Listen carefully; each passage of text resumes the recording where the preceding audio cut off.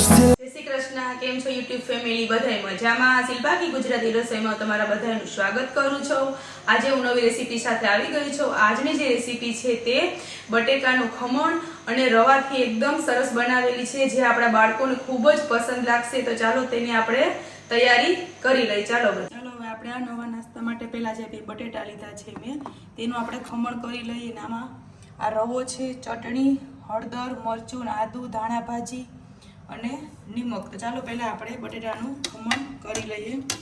આપણે સાવ ઝીણું નથી કરવાનું, હવે આ મીડિયમ સાઈઝનું છે એમાં કરવાનું છે. તો પહેલા આપણે જે બટેટાનું કાચું ખમણ કરી લઈએ. આપણે ગેસ ચાલુ કરીશું અને આપણે કઢાઈમાં 2 થી 3 ચમચી જેટલું આપણું તેલ થઈ ગયું છે. આપણે અડધી ચમચી જેટલું જીરું ઉમેરી દઈશું. ચમચી જેટલા આપણે મરચાં અને આદુનું ખમણ ઉમેરી દઈશું. આપણું ગ્લાસ જેટલું આપણે પાણી ઉમેરી દઈશું. હવે આપણે આમાં અડધી ચમચી જેટલી હળદર ઉમેરીશું. સ્વાદ અનુસાર આપણે આમાં નિમક એડ કરીશું. 1 ચમચી જેટલી આપણે ચટણી ઉમેરીશું. આપણે લીલા મરચાં નાખ્યા છે એટલે. હવે આપણે આ જે ખમણ છે બટેટાનું તે આમાં ઉમેરી દઈશું. 1 ચમચી જેટલો આપણે આ મરી પાવડર ઉમેરીશું અને 1 ચમચી જેટલા આપણે આમાં તલ ઉમેરીશું. સફેદ તલ ના આવે તો તમે ચીલી ફ્લેક્સ આવે છે તે પણ નાખી શકો છો. હવે આપણે આ બટેટાનું ખમણ બધું આમાં ઉમેરી અને ખાલી 1 જ મિનિટ જેટલું આપણે પકવવાનું છે. એકદમ સરસ ઉકળી જાય એટલે આપણે જે ખમણ છે તે અધકચરું જ અંદર ચડવા દેવાનું છે, બધું નથી ચડવા દેવાનું. એ પ્રમાણે આપણે ઉકાળવાનું છે. પછી આપણે આમાં રવો એડ કરીશું.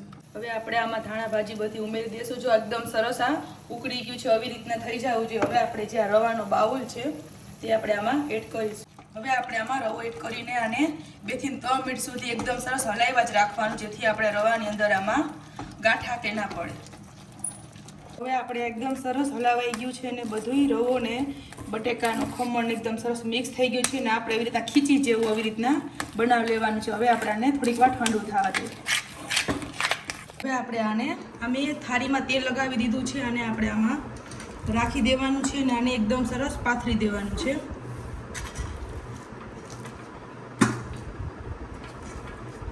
આવી રીતના બધું કાઢી લઈએ અને આ વાટકીની મદદથી એકદમ આખું સરસ એકદમ થાળીમાં પાથરી દેવાનું છે. ઠરી જાય તો આપણે હાથેથી પણ કરી શકીએ, પણ એ વાટકીથી કરીએ તો એકદમ સરસ થઈ જાય એકદમ. હવે આપણું આ સરસ ઠરી ગયું છે. હવે આપણે આને આવી રીતના ચેકા પાડી લઈએ. તમે જે આપો તેવી રીતના તમે શેપ આપી શકો છો.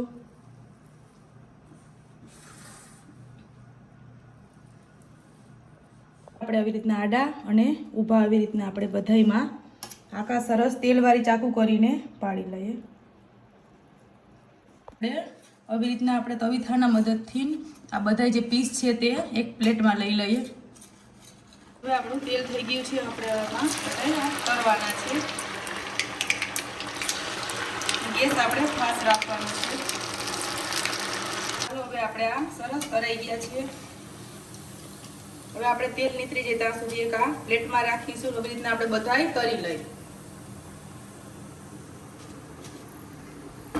થોડીક વાર આને આવી રીતના રેવા દેવાનું છે એટલે તેલ બધું નીતરી જાય, પછી આપણે પ્લેટમાં લઈ લઈશું.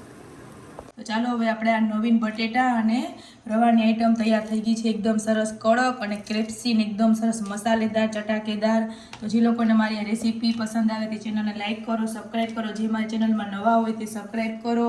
બેલ આઇકન દબાવવા ના ભૂલતા, જેથી તમને મારી નવી રેસીપી જોવા મળે. અને બીજી રેસીપી સાથે મળશું. ત્યાં સુધી બધાએ આવજો.